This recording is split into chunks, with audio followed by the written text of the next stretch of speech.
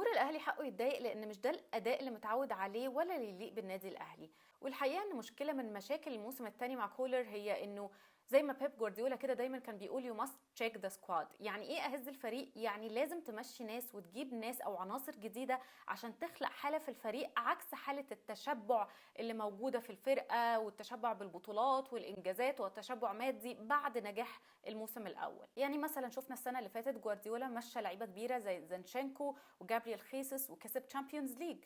يعني هم لعيبه كبيره ومن عواميد الفرقه، ولكن في لحظه من اللحظات انت لازم تاخد قرار انك تمشي عناصر كبيرة وتجيب لعيبة متعطشة وعندها الرغبة والجوع ان هي تلعب في فريق زي السيتي او زي الاهلي في الحالة اللي احنا بنتكلم فيها دي، علشان يكون في رغبة او حالة من حالات الجوع للبطولات من جديد بعد حالة التشبع اللي حصلت دي. لعيبة عندها الحماس والجوع والشغف اللي تخلي اصلا الفريق ينسى ان احنا كسبانين بطولات قبل كده. مانويل جوزيه بقى كان بيعمل كده، كان بيدخل عنصر او عنصرين من بره يحيوا الفريق من تاني، حتى لو على حساب ان هو هيمشي عنصر او اتنين من اللعيبه الاساسيين. عنده لعيبه تانية اساسيين وكبار وعندهم الخبره وكل حاجه، مش هيجي جنبهم اكيد، بس انا بتكلم في لاعب او اتنين. واضح طبعا ان كولر عنده مشاكل في التغييرات وفي التشكيل، وان مش دي طريقه لعب النادي الاهلي اللي احنا متعودين عليها. يعني مثلا في ماتش سموحه النادي الاهلي جات له كميه ركنيات مش طبيعيه، وكل مره بيتلعبوا بنفس الشكل وبيترفعوا بنفس الطريقه، والهاني سليمان يطلع ياخدها كده في سلام وهدوء والدنيا تمام وزي الفل. بعد 5 ركنيات ما حسيتش ان انت محتاج تغير طريقه اللعب؟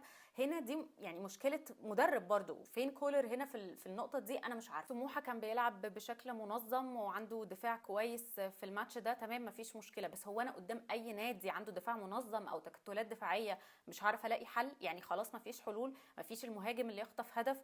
الاهلي بقاله سنين بيتكلم ان هو محتاج مهاجم سوبر، مهاجم يخلص في اللحظات الحاسمه، فدي مشكله بقالها سنين قائمه. النادي الاهلي من السنه اللي فاتت عنده مشاكل دارها الفوز بالبطولات، او نقدر نقول ان الفريق كولر كان قادر بشكل ما انه يتجاوزها. لو تفتكروا الفتره الاخيره وقت موسيماني كانت فتره مش احسن حاجه، وكان في مشاكل كتير في الفريق، كان في مشاكل على المستوى التكتيكي، وكان في مشاكل في الفرقه نفسها، اللعيبه والمدرب وكل حاجه. جت بعد كده فتره كولر بمدرسته بفريق عمله، فكان في تاثير ايجابي شويه، لانه ده طبيعي، التغيير في كره القدم عموما مهم. المشكله بقى ان السنه الثانيه مع كولر اهي بدات بقى تظهر العيوب اللي كانت موجوده من السنه الاولى ومستخبيه.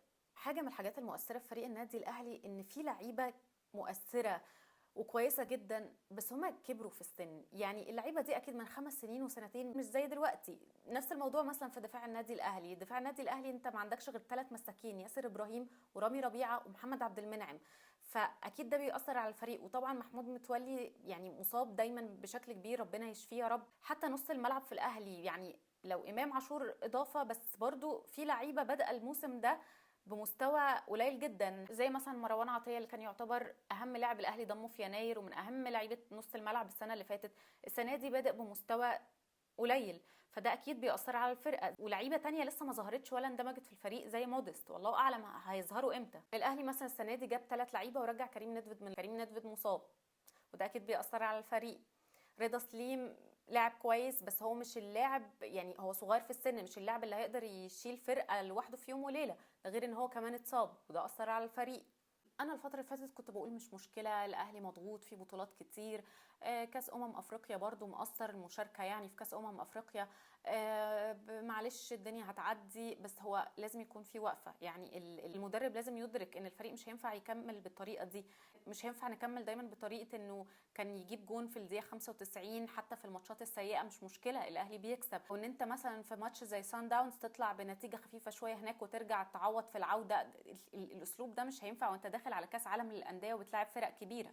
بعد بداية الموسم ده للأهلي بخسارة بطولتين، خسارة الدوري الإفريقي لكرة القدم وخسارة السوبر الإفريقي، لازم يبقى في تركيز قوي في اللعيبة اللي هيضمها النادي الأهلي في يناير، لأن دي هيعتمد عليها حاجات كتير قوي. الفترة اللي جاية مهمة جدا بالنسبة للنادي الأهلي، بطولة كأس العالم للأندية مهمة جدا. النادي الأهلي بيمثل مصر وبيمثل افريقيا في البطوله دي. انت هتلاعب اتحاد جده، انت محتاج تطلع بافضل شكل ممكن وافضل سكور ليه النادي الاهلي ما يكسبش ماتش زي ده. هو من الاخر لازم يبقى في وقفه ان الفريق ده يتظبط لكاس العالم للانديه للموسم ده، وكمان يبقى في وقفه ان النادي الاهلي يبقى فيه سكواد قادر. انا مش هتكلم بس على كاس العالم للانديه دلوقتي، لا، كاس العالم للانديه 2025 اللي هو ب 32 فريق، اللي هو لحظه مفصليه في التاريخ بطولة الأندية، بطولات الأندية كلها.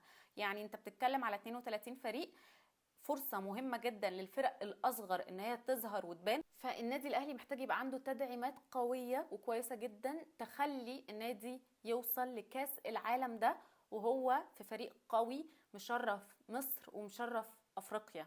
روح النجاح والطموحات والفوز بالبطولات دي لازم ترجع للعيبه من جديد. لازم اللاعب يكون بيلعب مش اللي هو بروح اكسب اكسب ما اكسبش مش مشكله، دي عمرها ما كانت ولا هتكون روح النادي الاهلي.